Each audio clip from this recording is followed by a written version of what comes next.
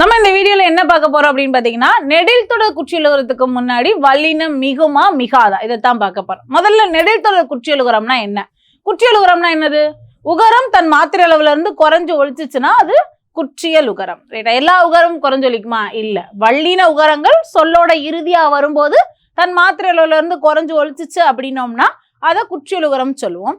அப்ப நெடில் தொடர் குற்றியலுகரம்னா என்ன அப்படின்னு பாத்தீங்கன்னா, ரெண்டே எழுத்து இருக்கணும். ஒரு எழுத்து கு சு டு து பூரு இதுல முடிஞ்சிருக்கணும். ஒரு எழுத்து நெடில் எழுத்தா இருக்கும். இதைத்தான் நெடில் தொடர் குற்றியலுகரம்னு சொல்லுவோம். சரி, இதுக்கு பின்னாடி வல்லின மிகுமா மிகாதா இதைத்தான் நம்ம பார்க்க போறோம். ஓகேயா? ரைட், முதல் எடுத்துக்காட்டு பாருங்க. நாகு கூட்டல் தீமை. பாருங்க, குசுறு துபுர்ல முடிஞ்சிருக்கா? முதல் எழுத்து நெடில் எழுத்தா இருக்கா? அப்ப இந்த நெடில் தொடர் குற்றியலுகரம். இதுக்கு பின்னாடி வல்லினம் மிகுமான்னு கேட்டா மிகாது. நெடில் தொடர் குற்றியலுகரத்துக்கு பின்னாடி என்ன செய்யாது? வல்லினம் மிகாது. ரைட். இப்ப ஆடு கூட்டல் கால், இதுக்கு பின்னாடி வல்லினம் மிகுமா அப்படின்னு கேட்டீங்கன்னா, ஆடு கூட்டல் காலுக்கு பின்னாடி வல்லினம் மிகாது. ஆனா அதை நம்ம சேர்த்து சொல்லும்போது எப்படி சொல்லுவோம் பாத்தீங்கன்னா, ஆட்டு கால் அப்படின்னு தான் சொல்லுவோம். அப்ப இங்க வல்லினம் மிகுமா அப்படின்னு கேட்டீங்கன்னா மிகும்.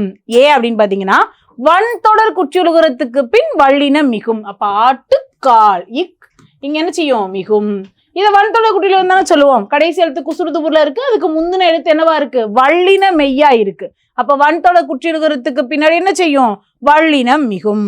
நன்றி.